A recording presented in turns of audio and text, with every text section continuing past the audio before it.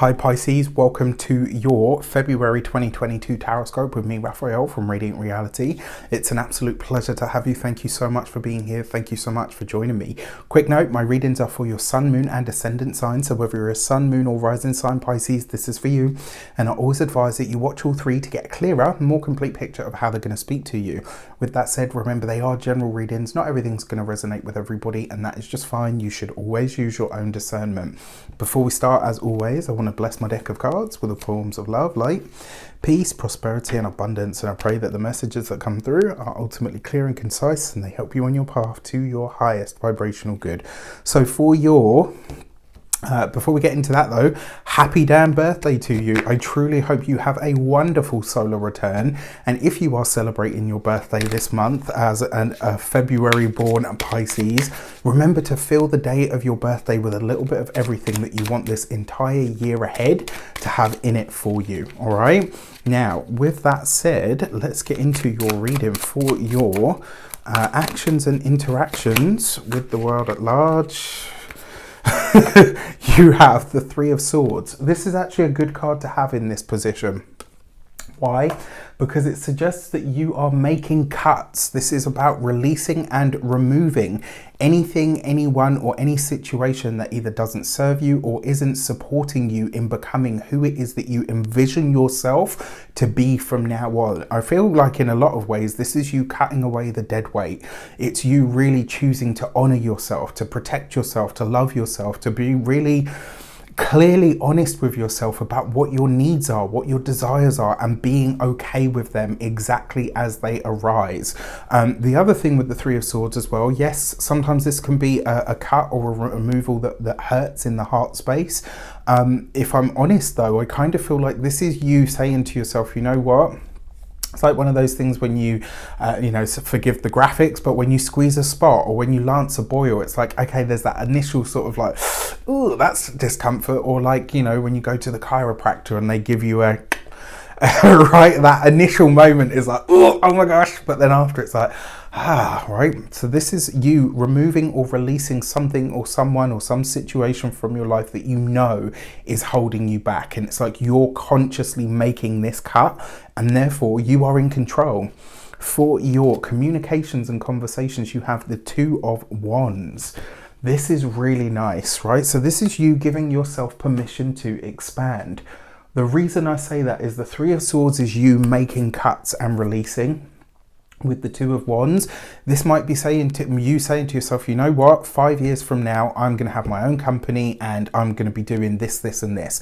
This is you kind of almost in the here and now making a declaration of what you're releasing, but you're very clear on why you're releasing whatever it is that you're letting go of. This is you being very, very bold, very, very clear on what it is that you are ready to start moving towards in your life. That Two of Wands is also seeing you, I kind of feel like you're letting go of this playing small, playing timid, releasing this idea that, oh, you know, I can't talk to that person because they are in this position, or, you know, I can't ask that person for their help because they are it's like all of that stuff is going away, and you're saying to yourself, you know what, this really doesn't feel like it resonates with me, but this does, and I'm going to latch on to the thing that does. And if that means going out of my comfort zone, talking to people that I usually wouldn't talk to, you know, connecting with people that I usually wouldn't connect to, or getting into groups that I usually wouldn't, this is you giving yourself permission to expand like never before.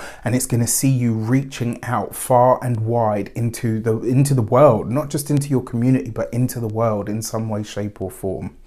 For your heart and half, you've got the Sun card, right?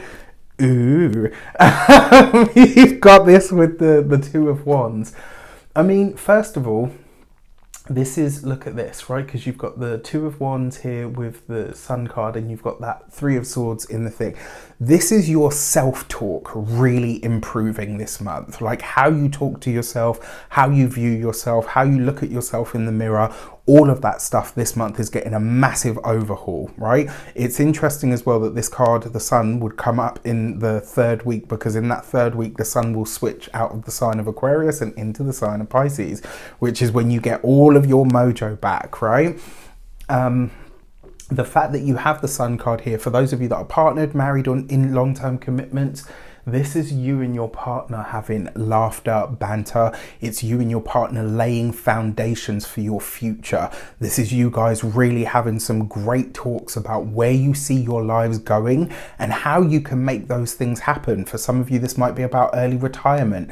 For some of you, this might be about enjoying the retirement that you're in. For some of you, this might be about buying a home together, you know, getting a dog, having a baby. Like this is you really starting to think about those bigger, longer term, further reaching plans or goals as a couple. For those of you that are single, this is really nice because it suggests that whoever it is that you have the potential to align with this month, you're rubbing shoulders with people that I would consider, you know, upper crust, right? This is people that are either very wealthy, people that have got connections, people that have, you know, that are affluent or have nothing to prove. You're moving and mixing in circles, maybe that are a little bit uncomfortable to you because it's like, wow, okay, you know, they're kind of up there. But there is a shining there, right? It's you that's doing the shining and it's you that's doing the attracting. So whoever it is, they obviously see something in you. It's got nothing to do with your status. For your money and materials, you've got the 8 of Wands. So finances are going to improve this month. There's a lot of fast improvement for money this month. If you are looking for a raise in your job, you know, if you're looking to raise your rates, so if you work for someone else, this month, ask for that raise, right? Be bold, be daring. Look at this, right? You're not playing small. The self-talk, you know, the negative self-talk is going away. This is you. I know what I'm worth and I know I can get this at another company. Pay me what I need, pay me what I want, or I'm out, right? Like literally, this is you. Like, you know, you are communicating like a boss this month. Like, get it, Pisces. For those of you that are business owners or people that work for themselves, this is you putting your prices up. This is you raising your rates. This is you finally charging what you know your services are worth. For those of you that are retired in any way, this could literally be you saying, you know what, I'm going to create a revenue stream that is all mine, that I do because I love it. So yes, it's going to make me money, but I'm doing it because I enjoy it.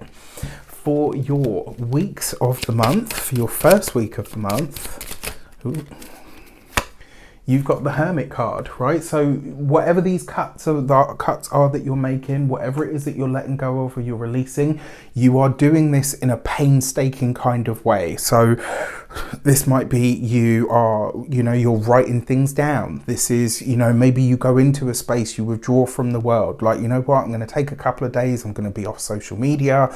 I'm just going to hole up and really start to dig into, meditate on, get clear on, be mindful around what I really want at the moment and what I know is not serving me. What is it that I know that I now need to process? This week, this first week of the month, you're sorting the wheat from the chaff, right? You're having to really get into that work of releasing, removing, letting go of. And this totally tracks with your moons. We'll talk about this in just a minute. Very interesting. Your second week of the month, you've got the Justice card, right? So you've got a card of balance with a 2, right? So this in itself is also very interesting because that suggests that you are committed to having the best life that you can have. You are committed to building the life of your dreams, and it's like you're really not settling for anything less. Yes, it might not show up overnight just because you made that decision, but this is you stepping onto that path, and this is you being committed to that path like never before. Your third week of the month, you have the Fool card. New things, new places, new people. I gotta tell you, for those of you that are in partnerships, that is pregnancy energy. That is baby energy. That is birth. That is giving birth to a project. It is getting, you know, finding out that you're conceiving a child. It's a fresh start in a relationship that brings joy, happiness, and abundance in because you've got the Sun with the Fool. That is like one of the most positive pairings that you can have. With the those of you that are single, there is, I mean, this third week of the month, as the Sun comes into the sign of Pisces, this could be a month where, you know, this could be the time of the month where you run into somebody. But like I said, this is going to be somebody that is vastly different to anybody that you've known before. It's likely to be somebody that maybe even gets you to see things in a different perspective. For your 4th week of the month, as if you could get any better, you've got the Wheel of Fortune, right? The Wheel of Fortune coupled with the Fool, that is very fortunate, and it's usually some sort of windfall, some sort of blessing that shows up for you that you couldn't even wish for this. You couldn't manifest it because it comes suddenly. It comes completely out of the blue. If you see this as a pairing, I can't even really predict this. All I can tell you is it's going to be some great news that really helps your finances, your resources, or pushes you forward in some way, in possibly a professional way, maybe even in a relationship way that really sees you kind of... Yeah, it's just like it's a blessing. It's a big blessing of some sort, right? You've got this underneath the 8 of Wands, which suggests there are conversations, connections and communications coming from overseas, and these do have something to do with your work, something to do with your money, your earning potential. This is one of those months where you're in the right place at the right time. Now, that being said, as we come into your moons, whenever I do astrology, whenever I talk about astrology, I'm always using tropical system, whole sign houses. I will always be using those. So in any of my videos where I start talking astrology, that is the perspective that I am using. With that said, your ascendant is always going to be most accurate when it comes to astrology. To a lesser degree, your sun and your moon, which is why I say to watch all 3 of them. Your new moon is taking place, so the new moon in Aquarius is taking place in your 12th house. This is your past, your privacy, your hidden energies. It's what goes on behind the scenes. It's your self-sabotaging tendencies. It's the self-talk, specifically the negative self-talk. It's the habits that we have that get in the way of us having what we truly want. It's the part of us that is tied to fear, that is tied to the monkey mind, that is tied to what really holds us back, that we generate from within, right? Your 12th house is also hospitals, retreats, ashrams, you know, places of seclusion, let's say, or where you're removed from the societal norm. You've got the Hermit card with the 3 of Swords in the 1st week of February, and the new moon takes place on the 1st of February. Use this new moon, right? Because a new moon is a fresh start, a new beginning, a time to set new intentions. This means that you can go into that space and make the cuts that you need to remove what is kind of getting in the way, right?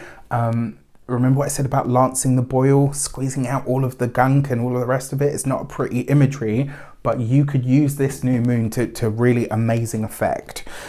For your new moon message, you have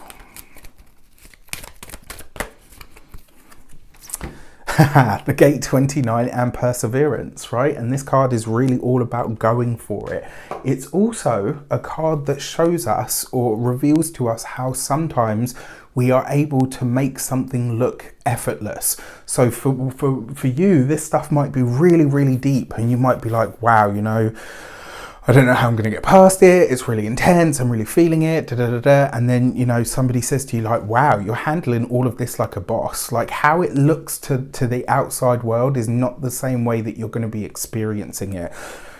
So this new moon is basically saying you're making the cuts, you're doing the work, you're going within this week. Do that work and be okay with it, because the results and the rewards are there. Your full moon in the sign of Leo in February is going to be taking place in your 6th house. This is all to do with your body, your physical self, your physical you know, like literally your vessel.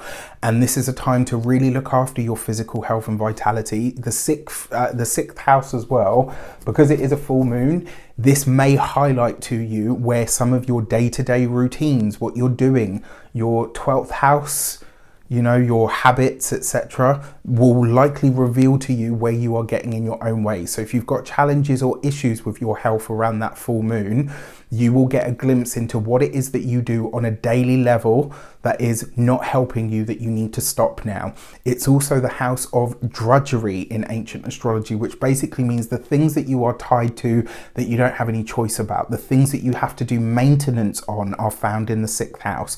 And this is all to do with, your day-to-day routines, what you do every single day, and how that either hinders or supports you, how it either gets in your way or holds you back. And this could be a really powerful time where a spotlight is on how your routines have actually helped you. So this could be where you get the results or the rewards. Maybe you've been doing your fitness regime, etc., for a certain amount of time, and now you're like, wow, you know what, look at the results that I have because I've done this work. So it doesn't always have to be doom and gloom, but the 6th house is kind of not an easy house, really. So the fact that you've got a full moon there, it means that this is being highlighted for you, right? In a lot of ways, this is going to show you what needs to, you know, these two moons are working in tandem. But this sixth house full moon, this could be where it all comes to a head in a sense. And you've got the gate 53 and opening. When it comes to your, and also your 6th house is your day-to-day work, right? The stuff that you do every single day in order to, you know, to show up at the job, to do the work that needs to be done. You've got the gate 53 and opening. This is all about the abundance that can find you from an opportunity that you don't see really, like, that you don't really see for an opportunity. It might just be like, you're like, well, you know, this is part of my job, and you do such a great job on it that it's highlighted, that it's spotlighted by that full moon, and it comes to fruition. And then, you know, maybe the boss says to you, look, you know, yeah, you talked about a pay rise. What can we do about that? You know, where can we meet in the middle? Where can we give you the pay rise that you're asking for? This is, I mean, it's going to be a really interesting month for you guys, but you've definitely got sort of some big luck on your side. With that said, I wish you an abundance of all of that good stuff. Have a fantastic month. Let me know in the comments how it shapes up. Take care, and I'll see you soon.